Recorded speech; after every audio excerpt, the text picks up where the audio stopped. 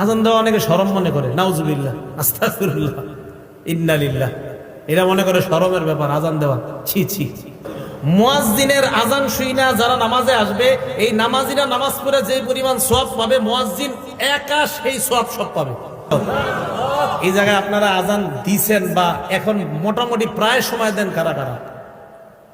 মাশাআল্লাহ, হাত নামান। 12 বছর যদি টানা আজান দেন, কয় বছর বলেন জোরে, কয় বছর? 12 বছর।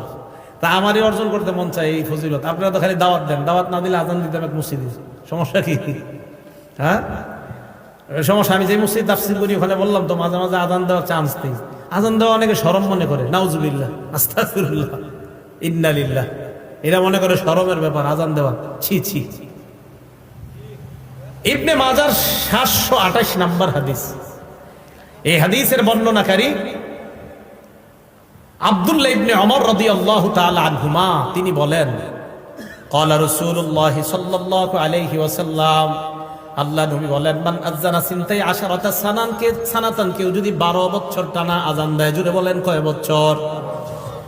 নবীজি বলেন, কেউ যদি টানা 12 বছর আজান দিতে পারে, ওয়াজাবাত লাহুল জান্নাত, তার জন্য আল্লাহর জান্নাত ওয়াজিব হয়ে যায়।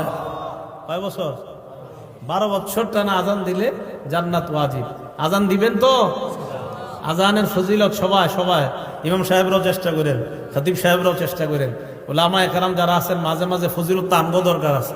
এই সাধারণ জনগণ লম্বা গলা দিয়ে আল্লাহর কাছ থেকে রহমত দিব, তা আমরা হুজুররা কি করবো? আমাদেরও দরকার আছে ফজিলত। 9 নাম্বার। 10 নাম্বার, এটা আজীব এক ফজিলত। মুয়াজ্জিনের আজান শুইনা যারা নামাজে আসবে, এই নামাজিরা নামাজ পড়ে যে পরিমাণ সওয়াব পাবে, মুয়াজ্জিন একা সেই সওয়াব সব পাবে। তবরানী শরীফ 2 নম্বর খন্ড 288 নম্বর পৃষ্ঠা। এই পৃষ্ঠায় আসছে আবু উমামা বাহিলী রাদিয়াল্লাহু তাআলা আনহুর বর্ণনা। দেখেন কি কয়, আজরুহু আজরু মান সাল্লা মাআহ, আজরুহু আজরু মান সাল্লা মাআহ। মুয়াজ্জিনের প্রতিদান ওই পরিমাণ যেই পরিমাণ মুসল্লি তার সাথে নামাজ পড়েছে, তারা যেই পরিমাণ সওয়াব পাবে, মুয়াজ্জিন ওই পরিমাণ সওয়াব আল্লাহর কাছ থেকে পাবে।